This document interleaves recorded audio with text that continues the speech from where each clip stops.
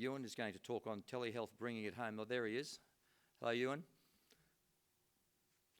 So Ewen is a member of the Primary Health Care Advisory Group and the long-term rural general practitioner, GP obstetrician and GP supervisor in the town of Emerald. Dr. McPhee has recently joined the board of the Australian College of Rural and Remote Medicine and has taken the role of President of the Rural Doctors Association of Australia.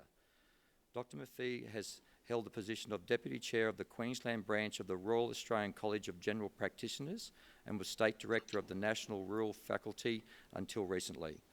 Dr. McPhee is the Chair of the Telehealth Governance Committee for Queensland Health and eHealth Champion for the Rural Doctors Association of Australia.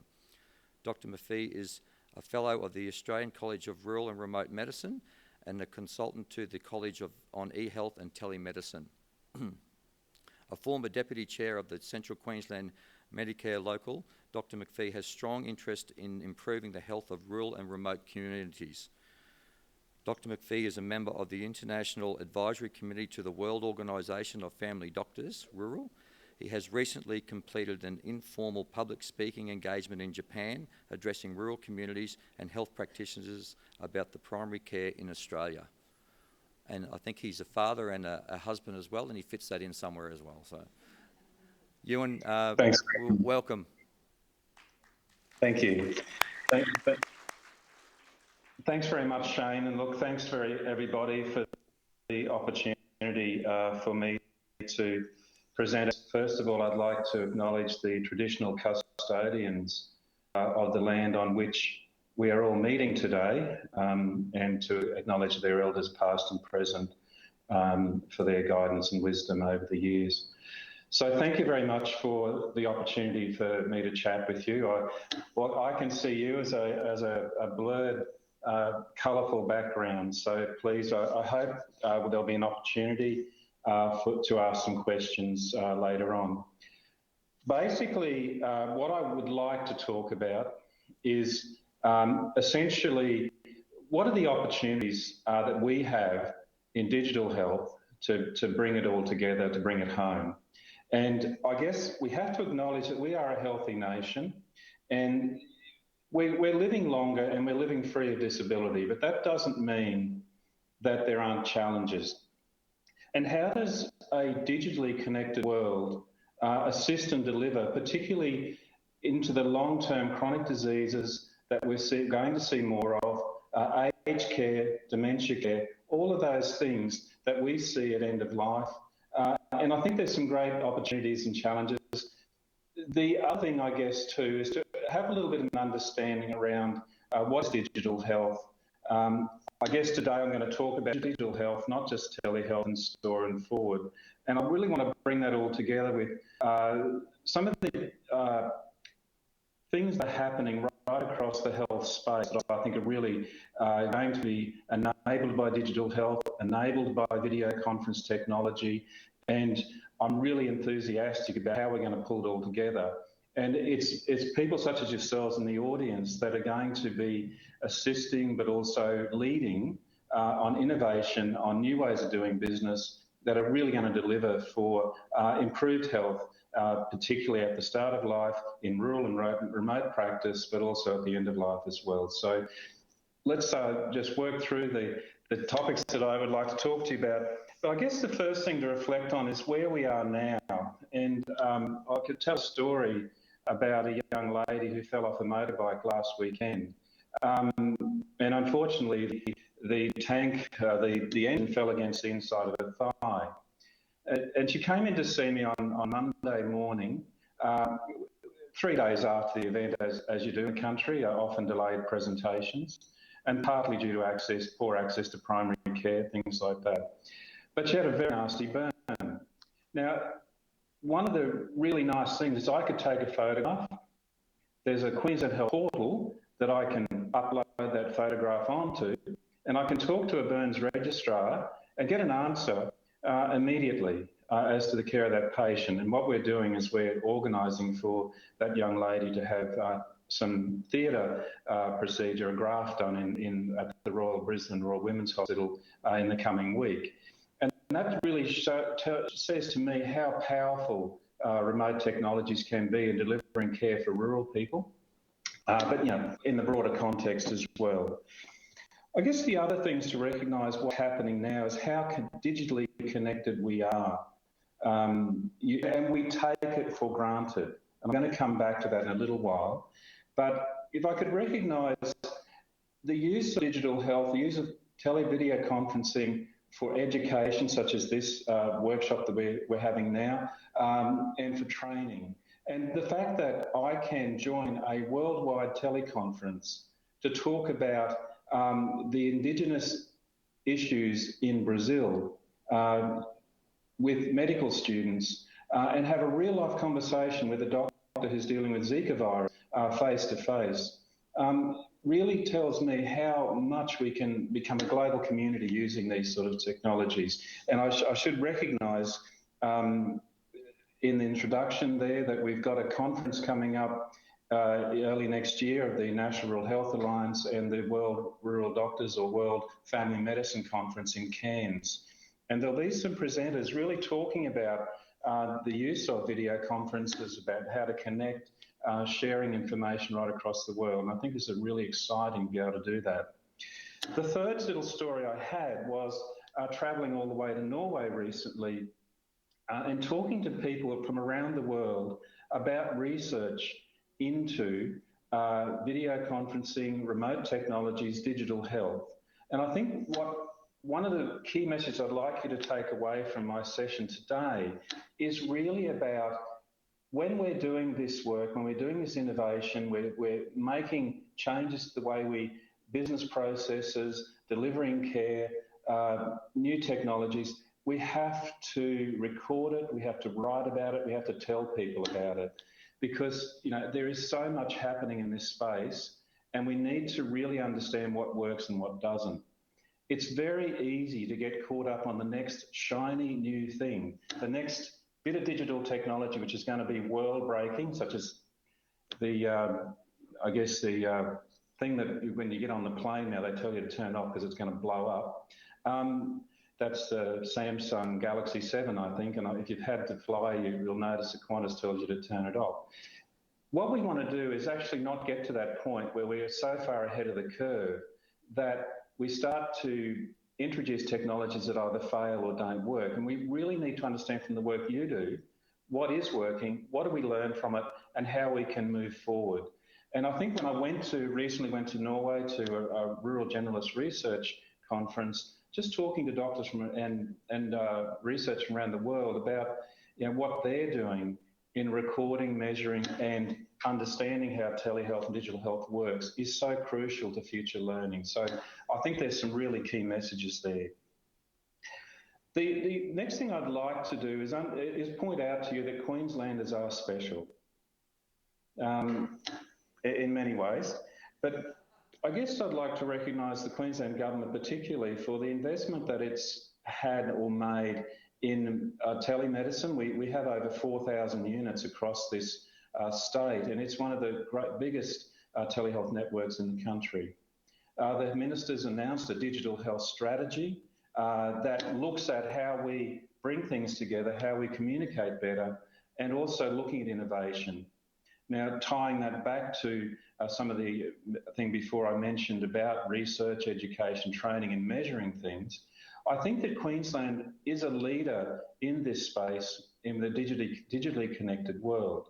And I would like to just recognise the work that your organising committee here have done in pulling this together. And I really regret not having the opportunity to be there myself to hear from the work that people are doing.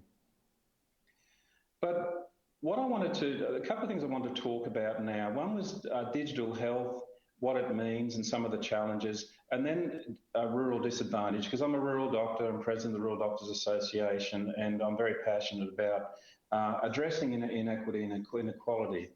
But first of all, I actually wondered if you could all pull out your iPhones or your smartphones or your iPads for me. I'd like you to do a little exercise if that's okay. For those who haven't got one, I bought my own iPad here.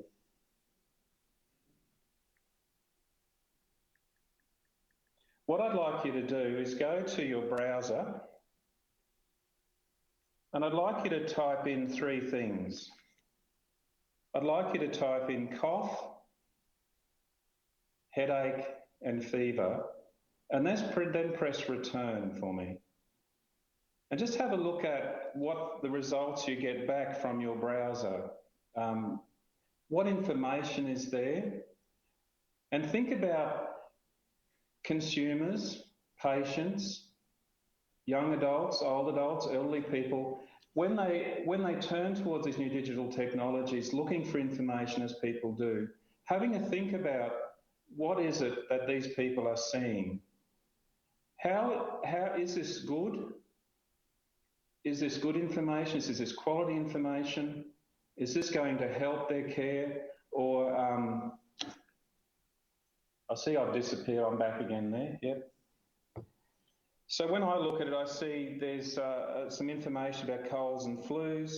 There's some information about knowing the difference between cold and flus, flu symptoms online, and then lots of stuff around different medicines you can take, and also bird flu. So a patient could, in fact, diagnose themselves with bird flu or pneumonia or any other thing. The point of what I'm saying is digital information and digital access is almost ubiquitous.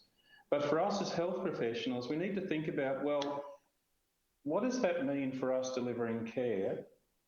And what does it mean for people when we think that most people have access to these technologies? How are they interpreting that information? And one of the real challenges that I believe we have at the moment is around information overload, people getting too much information, and then people having the ability to be able to break that down into something meaningful for them, which still allows them to connect and engage with health professionals, not to self-diagnose, not to, take unproven or unrecognised treatments, not to delay presentations at doctors. So with digital health and digital connection, we have to recognise there is a lot of information out there, and how we break that down into meaningful chunks is really important. The second issue I'd like to mention is that of digital literacy or health literacy is a really important thing, that we understand that when we introduce these technologies to our patients, we have to question, do they understand what it means? Have they got the constructs and concepts that we have as clinicians that would enable them to gain value from that? And I think that's a really important thing moving forward into our innovation, our digital future, that we understand that health literacy and digital health literacy is a really important issue. And then you've got your people that are culturally and linguistically diverse languages. We've got people with low socioeconomic status, with people who can't afford an iPhone. There's a whole bunch of people out there that are going to be left behind by digital technology, where they can't access it because of their limited resources. They can't access it because of infrastructure problems, which is a major issue in rural areas. And finally, they may not be able to access it because of their basic health literacy issues. I think we need to take that into account when we're thinking about the challenges moving forwards.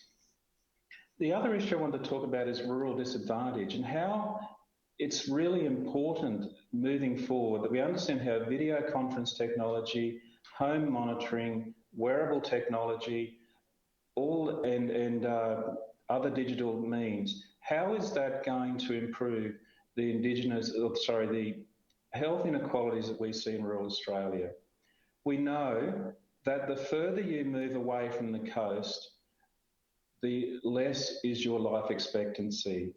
And there are many reasons for that. That includes access to care, it includes lifestyle and social determinant issues around diet, around exercise, around, cultural issues, mental health problems. So as you move away from the coast, there's a greater disadvantage and lower life expectancy. How is digital health? How is telehealth?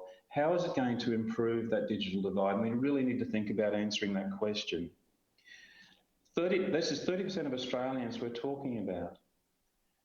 If you look at preventable admissions to hospital, it is considered to be a surrogate for access to primary care.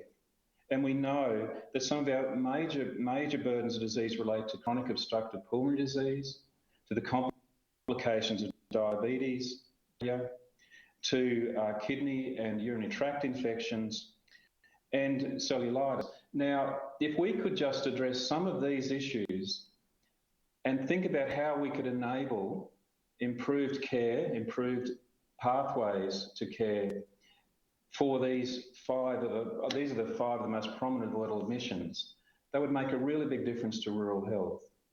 But also we need to understand how we can empower primary care to deliver care locally. And what I would like to move into now is what I see as some of the things that are happening in this space, some of the opportunities for you to think about moving forward. And the greatest opportunity I see is the primary health networks and how they interface with the hospital and health services. It's really important that we, if we're going to address issues of inequality, inequity, improved access to care, that we blur the boundaries between the PHNs and the HHSs. We start to understand how allied health professionals working in a hospital service can extend themselves out into primary care. And I think there's a real opportunity here for digital health technologies to be able to do that, to be able to extend themselves out into primary care. The next issue, I guess, is the rise of the Digital Health Agency. And this is a new agency which is a federal government initiative. And it looks at pulling together all of the different digital health initiatives right across the country and starting to develop some unity around how they interact and pull together. You all know how every time a new health system opens or a new hospital opens, systems and processes are initiated. What we need to do is understand how we can make sure they're all aligned and they talk to each other. Queensland Health, and Queensland in particular, is quite a step ahead from other states with its interaction with the My Health record and the digital infrastructure that exists right across Australia. The federal government has invested a lot of money in a digital backbone, which includes secure messaging, includes a nationwide database of providers. It includes a digital backbone for teleconferencing and store forward secure messaging. Queensland is very much connected to that. And in more recent times, we've seen a relaunch of what we call the My Health record. Now, GPs at the moment are probably the only ones that are invested in the My Health record. What we can do as GPs is we can create a health summary of a patient's history, their allergies, their medications, their immunisations, and we can provide that through the My Health record to allied health providers, to Queensland hospitals in particular, where just about every hospital is connected. We can also provide event summaries. Now, what that means is we can actually now create a digital shared care plan where we can start to interact with other people, our nursing colleagues, our specialist colleagues, our allied health professionals, both public and private. What we need to know and the opportunity here now is to really look at how we can grow that connection into something really meaningful. Because at the moment, there's about 30 to 40,000 shared health summaries being uploaded every week from primary care general practice into the system. We have what we call opt-in trials in North Queensland and down in Nepean in the Blue Mountains. Now, what that means is every person in those two areas, unless they opt out, has a shared health record.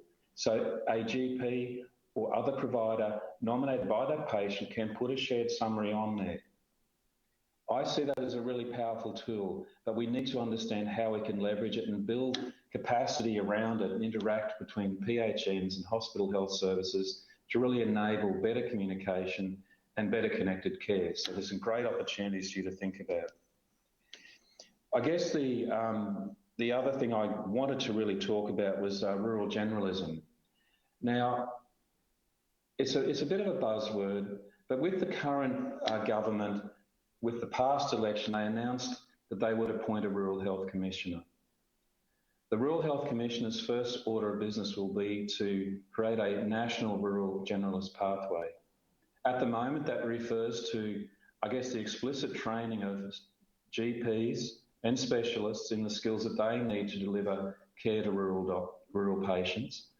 And it's about doctors with extended scope of clinical practice, so giving doctors greater skills to be able to deliver care. And I'm not talking about just obstetrics or anaesthetics or surgery, but I'm talking also about Aboriginal health, population health, mental health, and palliative care as extra skills that those clinicians are going to provide. Telehealth and digital health will be a critical part of that, because what I would like to see is our clinicians in the bush being supported by telehealth, being supported by remote technologies, because I believe that we can't actually replace people in the country. We must have face-to-face consultations. We can't replace people with a digital box like what you're seeing right now. Human touch is still important, but we can really support and empower our rural clinicians to deliver better care and improve, and I guess work at the top of their scope of practice. The great opportunities, I think, are allied health generalist practice as well, starting to understand how we can deliver allied health professionals with an advanced scope of practice to rural communities, how we can support nurse practitioners or increase the number of nurse practitioners, I guess, to improve access to nurse practitioners in remote communities, but also think about how we can also support other health professionals such as physicians' assistants into the future. So rural generalism is on the map. It's in the government's language now, and I hope in the next few months we'll really start to see a conversation around building capacity, not only for rural generalist doctors, but also rural generalist health professionals in general. So some exciting opportunities there. Finally, I wanted to talk to you about the healthcare home. And this is where I think we're really going to need to start thinking about how it's all going to, we're going to have to bring this home. The healthcare home is an initiative by the federal government that talks about taking the top 20% of people with chronic and complex illnesses and completely changing the fundamental way in which general practice primary care does business, shifting away from fee-for-service medicine towards, I guess, bundle payments for the care of our most ill, our most chronic and most complex patients in primary care. It's about shifting people out of hospital outpatient clinics back into their general practice. It's about looking at how we can reduce our avoidable admissions by addressing those issues like COPD, complications of diabetes, renal problems. The healthcare home is going to be, particularly the rural healthcare home, is going to completely rely on the innovation that you guys do in the e-health, in the digital space, and in telehealth. For rural healthcare homes in particular, we're not going to have a team of people sitting in the same building.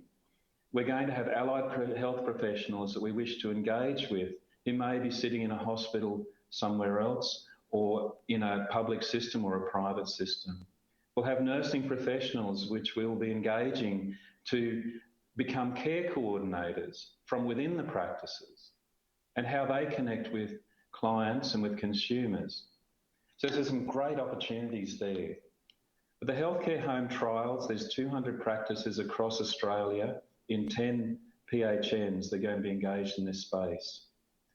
I'm a member of an advisory group to the healthcare homes, and I'm really looking for feedback and understanding as to how in rural healthcare homes, in rural primary care, how telehealth, video conferencing and digital health will really build capacity and connection. I think that the creation of virtual healthcare homes, particularly in very remote areas where there's a collective of health professionals working together to deliver care to people, particularly nurse professionals linked in with primary care clinics and Aboriginal community controlled organisations, is really exciting. And I think we need to understand how is digital health and telehealth going to commit to that. My suspicion is that in all these areas, telehealth, digital health will have to be an embedded part of the process. And I think it's a really exciting time, given that we've got so many opportunities presenting to us, but we have a great need to deliver some innovative ways of dealing with the burden of chronic disease, reducing avoidable admissions, and obviously addressing the cost of and the escalating cost of delivering care. And I think there's really important that we think about that. So in summary, I'm going to end there. I just wanted to say that what I've spoken a little bit about is the great opportunities that we have here, and to recognise commitment to digital health and the digital health strategy moving forward. Obviously, we still need to have a deep think about what digital health means and how we can extend it right across to all Australians, regardless or not.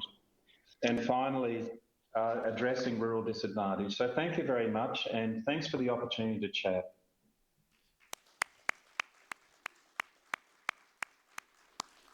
Thanks, Ewen. We've got some time for some questions. So, yes, could we got the mic, or would it come down? You want to shout if we can? See how you go. Okay. Not going to work? Okay, sorry, Liz, we'll grab the mic. Well, Ewen might be you.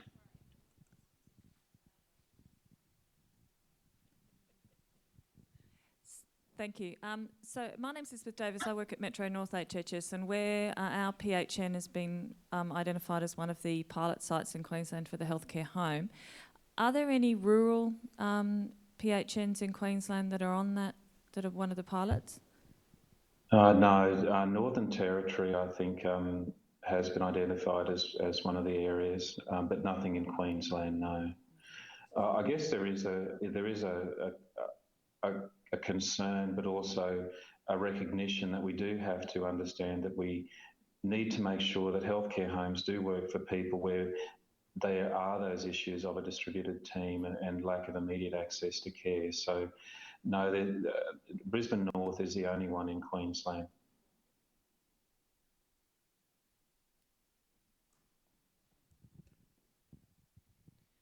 Hi, Ewen. It's Nasa Walton from Westmoreton Hospital and Health Service. And can I just say thank you so much for being a GP who's come out today to provide, as a keynote speaker. I think that's really great for those of us who work in the rural and remote telehealth. We're speaking today, so I'm really ashamed that you're not going to be here because we've launched Me Care and we're speaking this afternoon, just after lunch, about that. But I had a question. You said something in your presentation around that hospital systems or hospital and health services, there should be more of a role around the GP and the primary practice. And we've seen with Me Care how we can connect the GPs and the patients better together without us actually taking control of that primary care. So I'm just a bit curious to know what you meant by that comment, because I would have hated to see that we would introduce a technology that would reduce reliance on GPs in rurals and remotes. I guess, thank you for that. Look, the comment really is talking about the way we want to, well, there is an intent to shift the balance of health service delivery into primary care, because we know if we can intervene early, we can reduce, obviously, avoidable admissions, ED attendances, everything else. What we find, particularly in rural and remote, is, of course, that you don't have all the health professionals you'd like in private practice that are available to you, and it is about connecting allied health professionals, regardless of whether they're in public practice or private practice, together with primary care GPs, and that's really the comment. And I'd be really excited by Me Care, because that sounds like a really interesting proposition. I guess I wanted to be explicit about it, just to talk a bit about the healthcare home. What it is, it's going to basically take the top 20% of a general practice's patients, the ones that, there's a tier at the top, tier 1, which is your 1% of patients who are really, really sick. These are people with palliative care. These are people that sort of, if they drop dead tomorrow, pardon the expression, you wouldn't be surprised, right? Because they're really, really crook. And so the next 10% of people with multi-morbidity who really need a high level of intervention, need to often have several avoidable admissions to hospital. And then the next sort of 10% after that, who are more your frequent visits to practice nurses, requiring care coordination of their patient journey.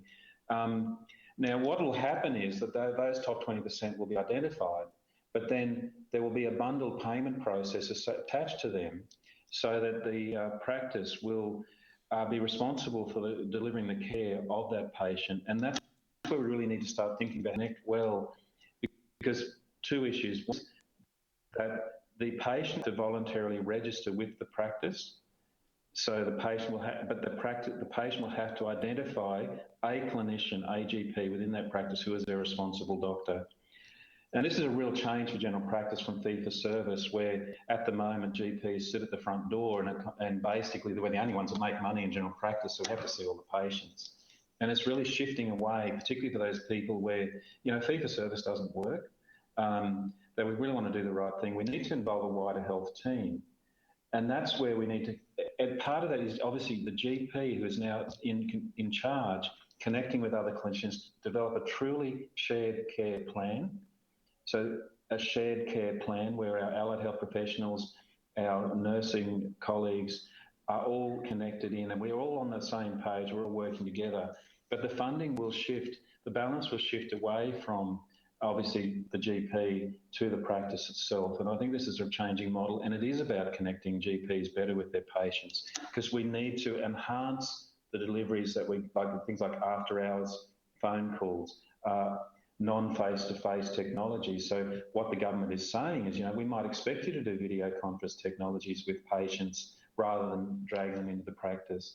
We'll enable you to do email consultations, those sorts of things. And so MeCare sounds really exciting.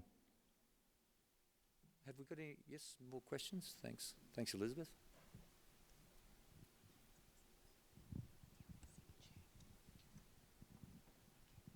Sorry, it's Elizabeth Davis again from Metro North. As we're one of the pilot sites, as I say, for the healthcare home, one of the issues for us is going to be, and I've been on the group that's been looking at this with Brisbane North PHN, is around using telehealth and video conferencing as a way of providing the care for patients in the healthcare home. As a metropolitan HHS, our end of it, we have no mechanism of getting any funding for any conferencing that we do with GPs and the GP practices. And I think that will be probably quite a significant barrier to some utilisation of some of telehealth from our end in the healthcare home environment.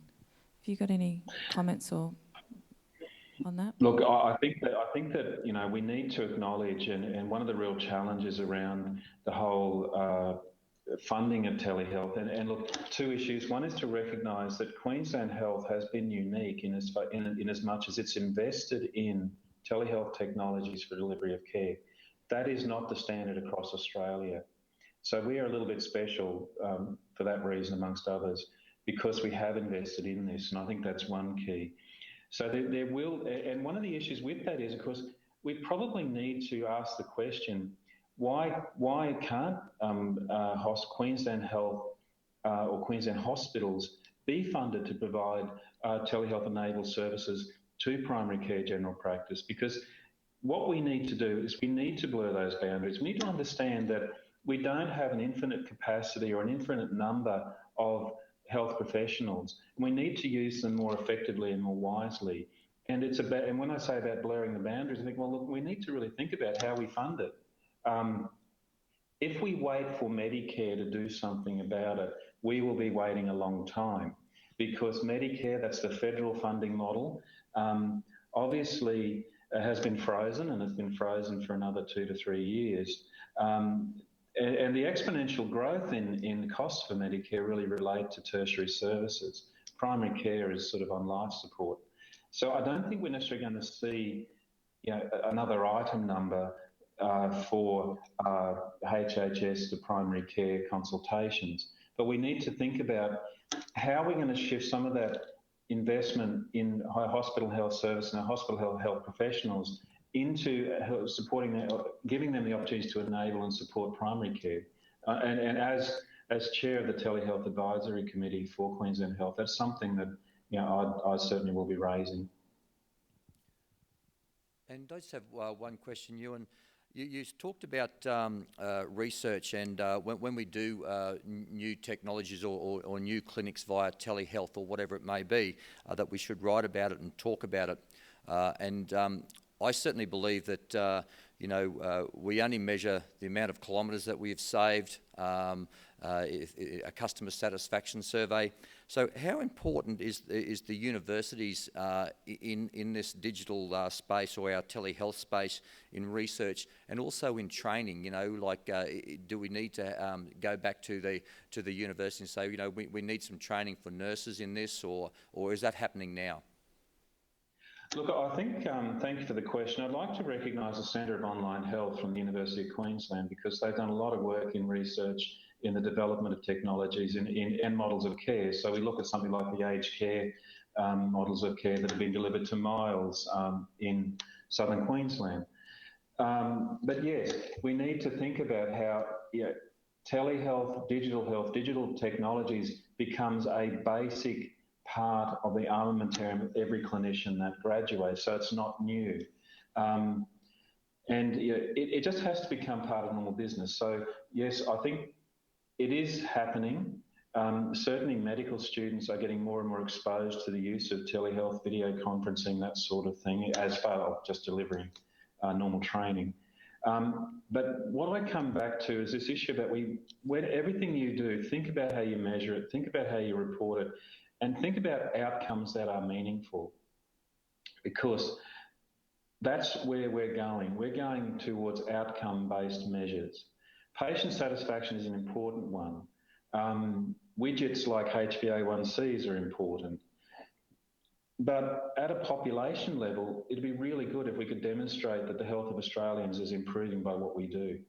But even more so, the inequality that exists, that sort of undercurrent of disadvantage that still exists for rural and remote, for some areas, even within metropolitan areas such as Aboriginal community controlled organisations within population areas, low socioeconomic status suburbs. That is where I think we need to measure benefit, because we know that if we address disadvantage and we can produce outcomes that improve disadvantage, that actually is, I think, the best evidence that we've got that we're improving care. Now, we do need to do more, and it almost behoves all of us to think about evaluation as we step into a process. It's too easy sometimes for an organisation to say, we're going to invest $1 million in telehealth, and not actually think about, okay, well, what are we going to do? Someone's got a good idea. No, yeah, we'll do that, we'll throw money at that, but really not thinking about the outcome right at the start. What do you want to do with this money? What is the outcome you want to see from this process? How are you going to write about it? Who are you going to tell about it? And I think that, it's really, I guess, critical. Terrific. Okay, ladies and gentlemen, could you please thank Dr. Ewen McPhee?